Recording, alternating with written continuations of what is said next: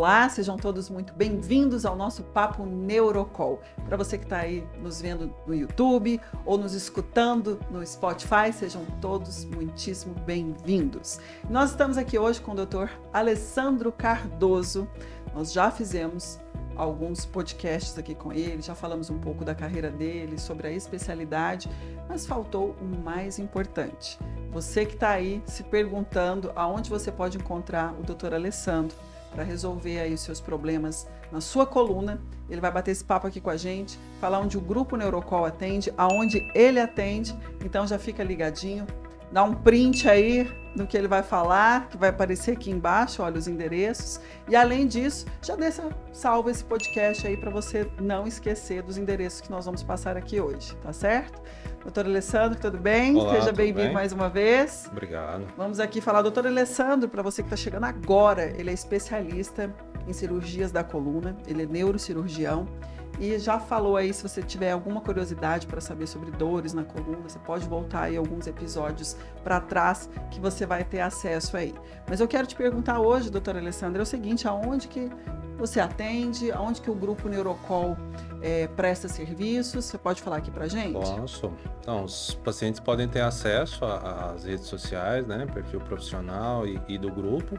Lá estão todos os locais de atendimento, telefones, informações, tá? Mas eu, especialmente, tenho minha base em Anápolis, tá? Anápolis é uma cidade de 400 mil habitantes que atende toda a região do norte goiano, então eu tenho como base de atendimento lá, a gente opera no Hospital Ânima e no Hospital Evangélico, são dois grandes hospitais de lá, mas também atendo e opero aqui em Goiânia, no Hospital São Francisco, Santa Mônica, a gente tem base de atendimento em séries, fora os atendimentos online, tá? Como eu já comentei, a gente tem paciente do Pará, do Norte, então desde a pandemia principalmente, o fluxo de consultas online para agendamento de cirurgias aqui é bastante comum.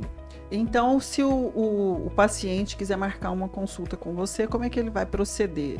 Se ele é fora do estado de Goiás, ele pode ser de qualquer região do Brasil e é possível fazer uma consulta online? É possível, perfeitamente. Ele vai entrar nos canais de atendimento e qualquer uma das secretárias agenda, tá? Tanto consulta física ou online, independente de onde ela esteja. Porque tem essa opção do online, então ficou muito mais fácil, aproximou claro, de todo mundo. A gente faz tudo, né? Se eu não posso, tem alguém do grupo que está no dia, se o paciente precisa da consulta no dia, amanhã, semana que vem, a agenda do cirurgião normalmente ela é um pouco mais aberta, porque como o nosso foco é cirurgia, então a gente sempre deixa alguns horários para pacientes que precisam dessa assistência. E outra pergunta que é muito recorrente, até as pessoas fazem aqui para nós, quais são os planos de saúde que o Grupo Neurocall atende?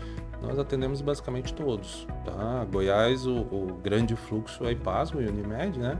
Mas atendemos todos os planos de saúde. Não tem nenhum específico que a gente não atenda.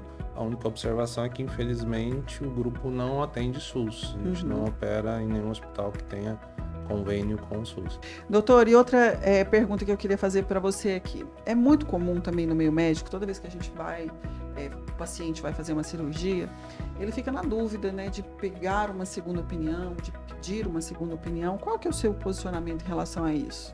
Eu acho que é necessário, tá? A gente chegou a criar meio que um braço do grupo durante a pandemia para uma segunda opinião para esses pacientes, especialmente que são de outras regiões, que no norte alguém lá indica cirurgia e eles querem uma opinião de outro profissional, mas eu tenho feito muito isso pessoalmente também.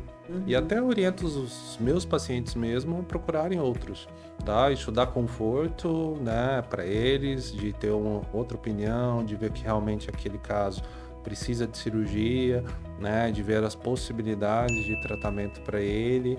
Então acho isso muito válido, tá? E acho que todos os pacientes têm que fazer. É o que eu sempre falo. A gente não precisa ter medo de concorrência, tá? A gente tem que tentar se capacitar para oferecer o melhor serviço para o paciente. E é natural ele buscar uma, duas opiniões, isso é factível. Faz parte, faz né? Parte, não tem problema nenhum e tem que ser feito. Isso, na verdade, diminui a nossa vou falar assim, não é que nem diminui a responsabilidade, mas dá confiança para o paciente com relação ao tratamento. Uhum.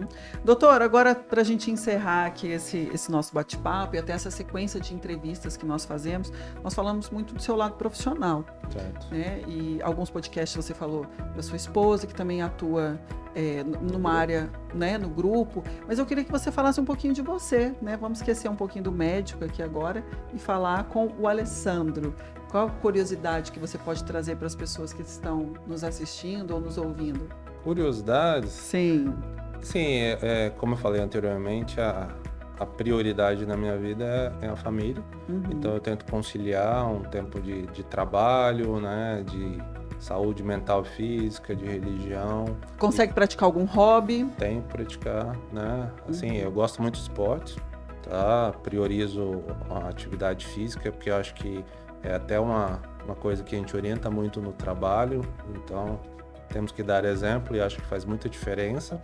Então, eu gosto de fazer academia, jogar futebol com os meus filhos. Uhum. Tenho outros hobbies que, na verdade, eu encaro como trabalho também, tá? Quem me conhece, os pacientes geralmente conhecem.